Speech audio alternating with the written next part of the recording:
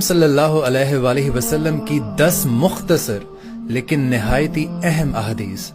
हमारे नबी पाक का इरशाद है कि नमाज में कंधे नरम रखने वाला शख्स तुम में सबसे ज्यादा बेहतर है। आपने इरशाद फरमाया कि जो शख्स वजू करते वक्त बिस्मिल्लाह ना पढ़े उसका वजू नहीं होता। आपने फरमाया कि जो शख्स जखीरा अंदोजी करता है वो गुनहगार है। आपने इरशाद फरमाया कि नजर का लगना हक है।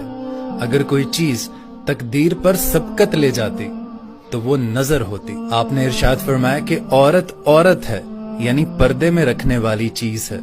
जब वो बाहर निकलती है तो शैतान उसे घूरता है। आपने इरशाद फरमाया कि एक नमाज के बाद दूसरी नमाज की अदायगी का इंतजार करना जन्नत के खजानों में से है। आपने इरशाद फरमाया कि बेशक शैतान उस खाने को जिस पर अल्लाह का नाम ना लिया जाए खाना हलाल समझता है। आपका इरशाद मुबारक है कि जमात के साथ नमाज अदा करना अकेले नमाज अदा करने से 27 दर्जे ज्यादा फजीलत रखती है। और आप सल्लल्लाहु अलैहि वसल्लम ने इरशाद फरमाया कि अगर मेरे पास दरख्त के कांटों जितने भी ऊंट और बकरियां होती तो मैं उन्हें भी तकसीम कर देता।